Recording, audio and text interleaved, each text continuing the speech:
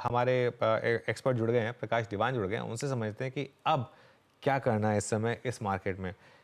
प्रकाश, good morning. पहले तो ये बताइए कि ये करेक्शन जो हो रही है मिड और स्मॉल कैप में, आप इसको किस तरीके से देख रहे हैं? एग्जिट करेंगे या फिर मौके ढूंढिए बाय करने के?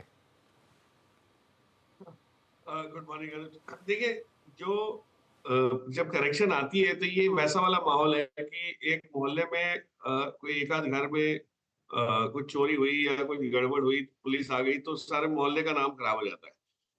मकान एक ही था जहां पे कुछ उल्टा सीधा हो रहा है। तो ये जो स्मॉल कैप माइक्रो कैप में, जो आप जिसको भंगार कैप काफी टाइम रेफर करते हो, जो चीजें फंडामेंटली जस्टिफाइड नहीं है और फ्लोट कम होने की वजह से या जो भी कारणों की वजह से प्राइस इनके बढ़े हुए थे इतने ज्यादा, अ, उस वजह से सारी स्मॉल कैप मिड कैप को आपने एक नजरिए से देखना शुरू कर दिया। मार्केट ने उनको ट्रीट करना शुरू कर दिया कि हर एक में फ्रॉथ है, लेकिन फ्रॉथ हो सकता है 60-70%, 80% चीजों में है। लेकिन जो बाकी की 20-30% है, जहाँ जेन्युइन बिजनेसेस हैं, जहाँ पे अर्निंग्स की आपको कोई आशंका नहीं है कि यहाँ अर्निंग्स घटेगी या क्वालिटी ऑफ अर्निंग्स में कोई फर्क पड़ना है, उनके प्राइस जब घटते हैं तो डेफिनेटली वो लेने का मौका बन जाता है। तो मेरा कहने का मतलब ये है कि मौके लेने के हैं और आपके पोर्टफोलियो में जो सफाई आपने नहीं की है तो अब सस्ते भाव में भी निकाल के करने की जरूरत होगी। जो जो स्टॉक्स गिर रहे हैं और ये एडवांस डिक्लाइन रेशो की जो आप बात कर रहे हैं, ये एग्जैक्टली मार्केट का हुलिया बता रहा है कि जब चीजें जब बढ़ रही थी तो हम लोग नहीं समझ पा रहे थे कि इसमें बहुत सारी चीजें बिना फंडामेंटल के बढ़ रही, और वो अब जब करेक्शन आने लगा है तो आपको साफ दिख रहा है कि कहाँ पे बिना फंडामेंटल्स के प्राइस हाइक हुई थी, प्राइस अपसाइड आई थी। तो वो बहुत क्लियर दिख रहा है। लेकिन एक चीज याद रखिएगा, ये पहला ड्रॉडाउन है या मतलब पहला मार्केट की घटने का एक फेज शुरू हुआ है for a lot of new investors जो पिछले 3 साल में या 3.5 साल में मार्केट में जिन्होंने काम करना शुरू किया है। तो उस लिहाज से अगर आप देखो तो इनको ये आइडिया अब जाके आना शुरू होगा कि क्वालिटी ऑफ अर्निंग्स और बिजनेसेस और ये सब मायने ज्यादा रखता है, प्राइस इतना मायने नहीं रखता है। और प्राइस इसीलिए अब जब करेक्ट होता है तो आपको ये चीज पे समझ आनी चाहिए। हाँ, गलती ये ना करें कि अच्छे कंपनीज के भाव जहाँ नीचे आ गए उसमें से आप निकल जाए, क्योंकि कहीं ना कहीं भाव वापस आ जाएंगे। तो ये ना हो कि अच्छी कंपनी से आप निकल गए और फालतू की कंपनी जो बहुत नीचे चली गई है वहां लॉस हो रहा है, इसलिए आप उनको लेके पकड़ के बैठे रहे। So don't don't end up, जिसको कहते हैं ना कि selling your winners and holding to the losers. ये चीज का सबसे बड़ा डर मुझे लग रहा है पोर्टफोलियो में, क्योंकि जो क्वेरीज आ रही है वो इसी टाइप की आ रही है कि 30% 35% स्टॉक गिर गया, अब मैं क्या करूं इसका। तो उसमें तो लॉस करके आपको निकलना ही निकलना है, पहले निकलना चाहिए था, नहीं निकले अभी भी निकल लीजिए, कैपिटल बचाइए।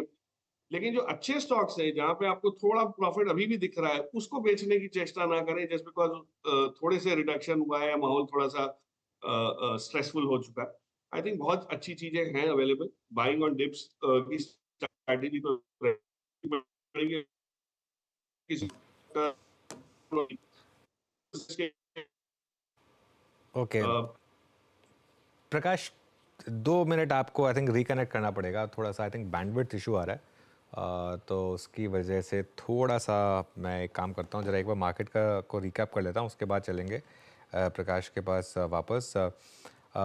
देखिए मार्केट में अब थोड़ी सी लोअर लेवल से बाइंग आई है। अगेन कल का लो था 22,256 के करीब, आज का लो है 22,260।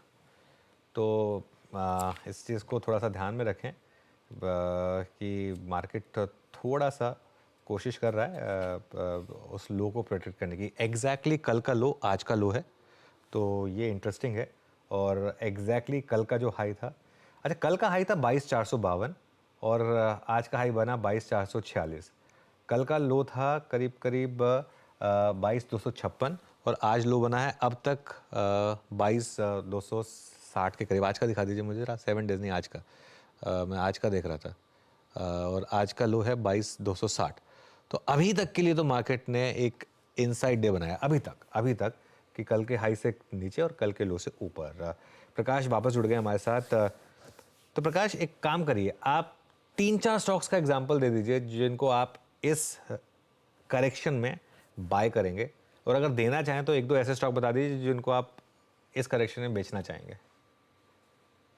नहीं, देखिए बेचने वाली सूची तो बहुत लंबी है, जिनमें फंडामेंटल फंडामेंटल्स जैसे मैंने कहा जस्टिफाई नहीं करते, पर मेरे पास मैं खास उस पे काम करता नहीं हूँ, लेकिन आपके जितने स्टॉक्स जो खास करके बहुत छोटी कंपनीज हैं, हाल में ही आईपीओ आए हैं और रफ्तार उनकी बढ़ने की इतनी ज्यादा थी, वहां पे आपको निकलना जरूरी हो जाएगा, क्योंकि फंडामेंटल्स आने से पहले ही आपने उसके अगले 2 साल की अर्निंग्स को डिस्काउंट किया हुआ है। तो ये खास वो ध्यान रखना है आपको। और उसमें एसएमई में तो बहुत लंबी लिस्ट है, अनुज, आप समझ सकते हैं क्यों, क्योंकि आईपीओ में लो फ्लोट के चक्कर में भाव बढ़ना बहुत आसान हो चुका था। तो वो एक चीज है।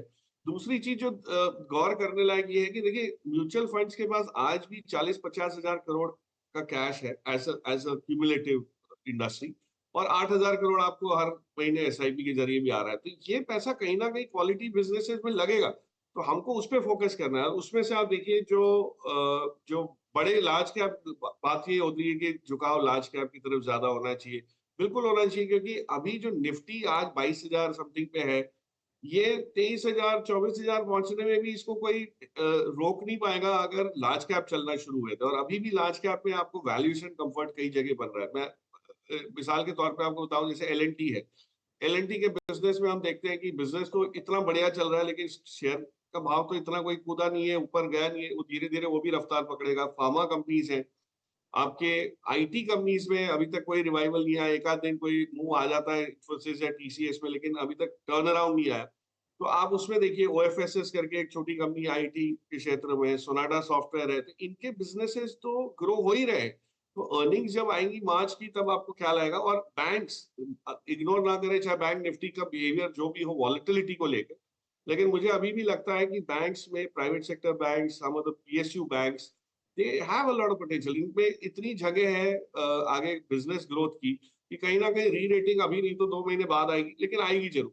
सो थोड़ा सा वहां पे फोकस ज्यादा करें। और माइनिंग वाले क्षेत्र में मैंने एक कंपनी का नाम पहले शायद लिया है कि नहीं पता नहीं, मुझे याद नहीं आ रहा, बट मोइल करके एक कंपनी है। अब इस टाइप की कंपनीज में अगर आपको एंट्री लेनी है, और मार्केट आपको ये दे रहा है सॉफ्टनेस, क्योंकि सेलिंग थोड़ी बहुत आ गई है अक्रॉस द बोर्ड, तो उस टाइप की कंपनीज में आप लीजिए। लोग कोल इंडिया की बात करते हैं, एनएमडीसी की बात करते हैं, इसके पास भी उस टाइप की क्षमता है, एक मोनोपोली है, एक डिमांड साइड का कंफर्ट है, जो आपको कहीं ना कहीं आंकड़ों में दिखना शुरू हो जाएगा। तो वैल्यूएशन तो वापस आ ही रहे हैं सबके एक रीजनेबल लेवल पे। सो आई वुड बिलीव ये सारी कंपनीज में फोकस करना ज्यादा जरूरी है। जो चीज आपको नहीं रखनी है, उसमें मैं आपको एक सिंपल फॉर्मूला यूज करता हूं मैं, कि जिस कंपनी की का पी मल्टीपल मार्केट के उसके सेक्टर से ज्यादा है, बहुत ज्यादा है, वहां पे आपको सवाल उठाना शुरू करने पड़ते हैं कि भाई इसका बिजनेस ऐसा कितना है कि जो प्रीमियम इसको मिल रहा है। तो पी मल्टीपल जब री रेट हो रहे हैं, नीचे आ रहे हैं, और फिर भी इस कंपनी का पी मल्टीपल ज्यादा है, वो किस वजह से है? कोई हो सकता है डिमांड सप्लाई और फ्लोट की कम फ्लोट होने की वजह से है।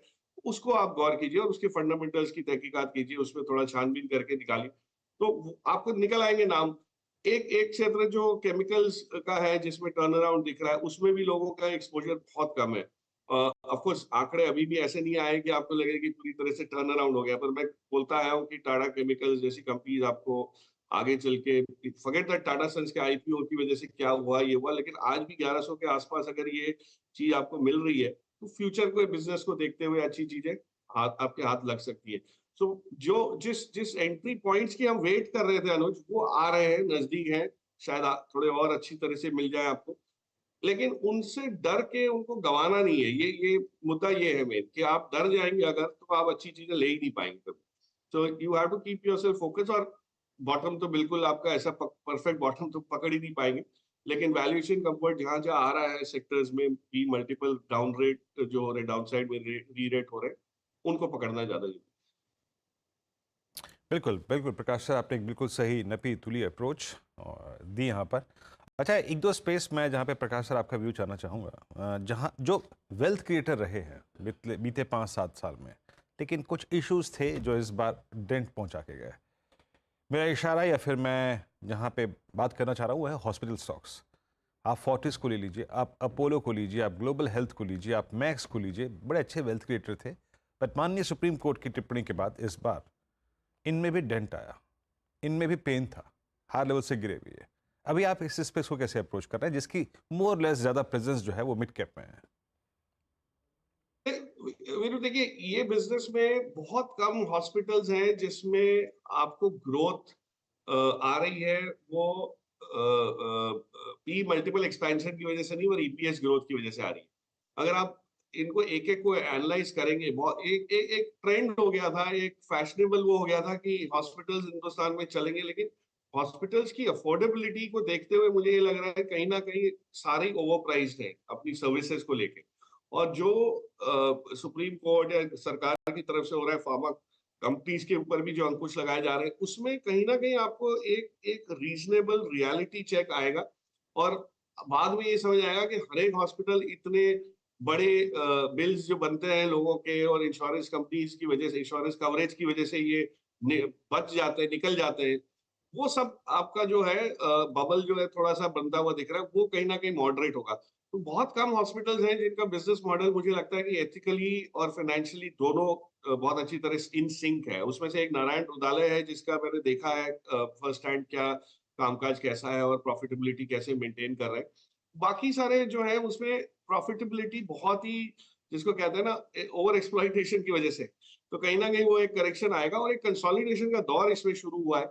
छोटे अनलिस्टेड स्पेस में बहुत सारे हॉस्पिटल्स हैं जो बड़ी चेंज के साथ मिल के काम करना चाहते हैं क्योंकि उनके पास प्राइसिंग पावर नहीं है। तो वो दौर आपको जब होता है तो ज्यादातर स्टॉक्स जो है वो बहुत अच्छी तरह आपको रिटर्न नहीं दे पाते। कंसोलिडेशन के जोन में एटलीस्ट एक आध साल और अभी लग सकता है। तो जहां है वहां टॉपिंग आउट सा आपको माहौल डेफिनेटली दिखना लगेगा। खास करके जो बड़े स्टॉक्स है उसमें तो दिख रहा है, मिड कैप्स में भी वो चीज नजर आने लगी। ओके, मीनवाइल बैंकों में रिकवरी आनी शुरू हुई है। एक बार आईसीआईसीआई बैंक और कोटक महिंद्रा बैंक, ये दो बैंक्स रखेगा, पहले कोटक लेकर आई है एक्चुअली। ठीक है, पहले आईसीआईसीआई का कोई दिक्कत नहीं, आईसीआईसीआई बैंक डे हाई पर, और अब कोटक देखिए, कोटक में अच्छा मूव आया, डे हाई पर आया कोटक, और आईसीआईसीआई बैंक ये भी डे हाई पर आया।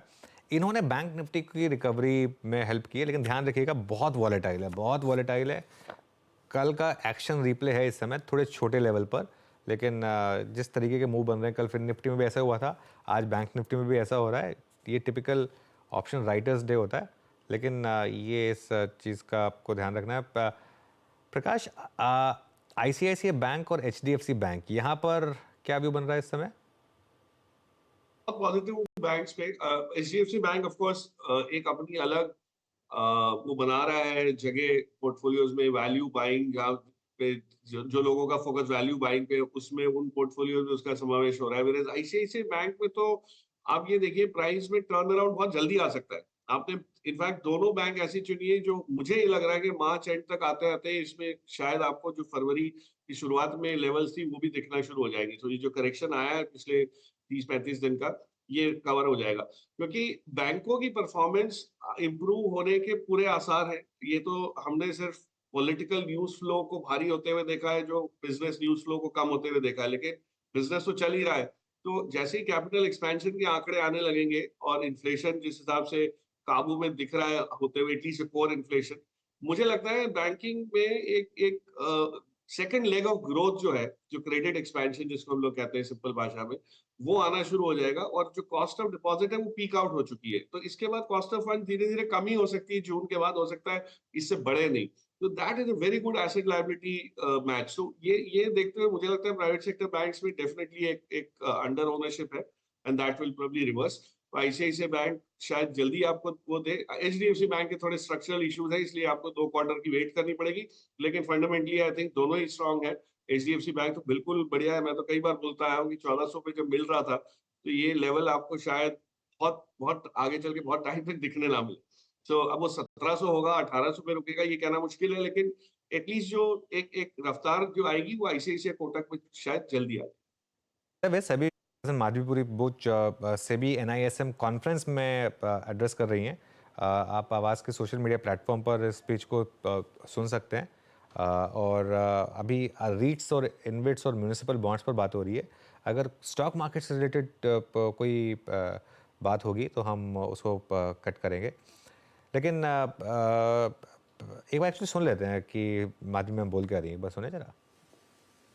Bonds. This is another one of my favorite pictures, and I was advised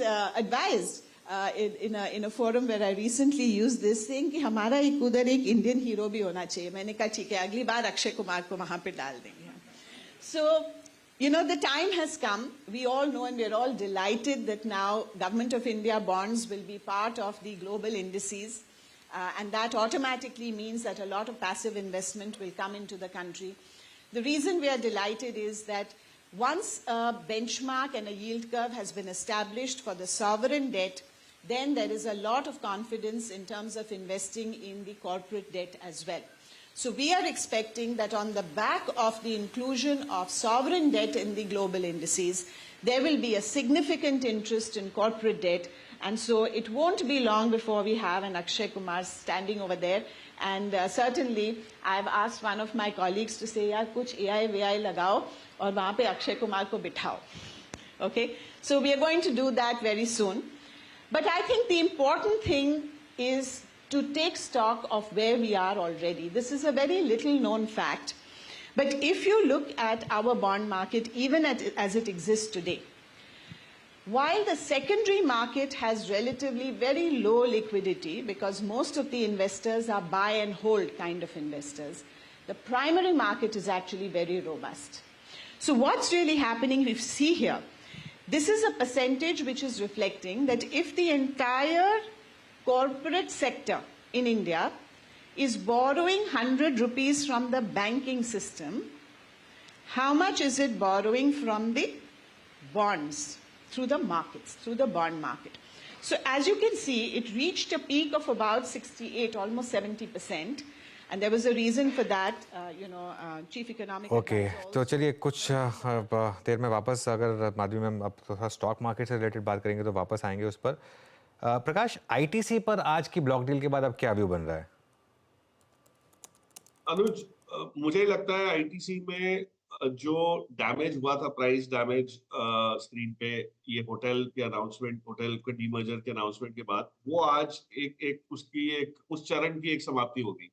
इसके बाद कोई आपको डाउनग्रेड या इसके बाद कोई इस पे आशंका हो कि कैसे चलेगा, क्या करेगा, बिल्कुल नहीं। आप ये देखिए, आईटीसी में जितना नीचे आता है उतना आपकी डिविडेंड यील्ड इंप्रूव हो जाती है। और आज के जमाने में आपके पास बहुत कम कंपनीज हैं जिनकी डिविडेंड यील्ड को लेके विजिबिलिटी अगले कई सालों की कायम।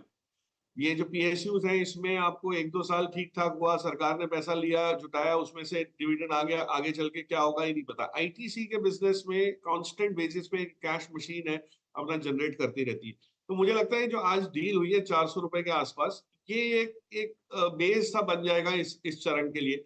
और ये एग्जैक्टली वो फेज है जो एचयूएल को 600 रुपए पे हुआ था। 600 रुपए पे जब एचयूएल में कुछ डील्स हुई थी और उसके बाद आपने देखा कि आगे चल के एचयूएल की रफ्तार अगले 2-3 साल में हुई।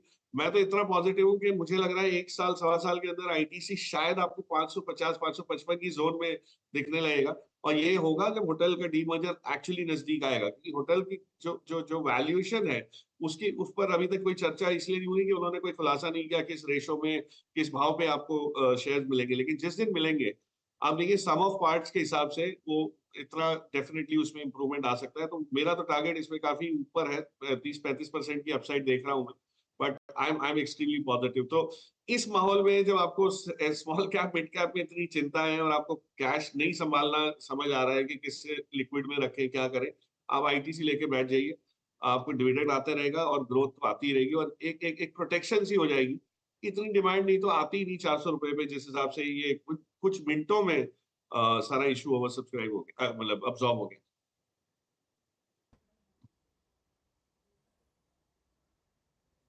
ओके, चलिए प्रकाश सर, बहुत बहुत शुक्रिया, आप आज की इस बातचीत में शामिल हुए। सभी सेक्टर्स पर, स्पेशली मिड कैप में और स्मॉल कैप में कंफ्यूजन क्या है, रणनीति क्या रखें, क्या अवॉइड करें, क्या पिक करें, सब पे आपने बातचीत करी। और एक बार बस इस कार्यक्रम के अंतिम पड़ाव में जरा इंडस्ट्रीज ले आइए।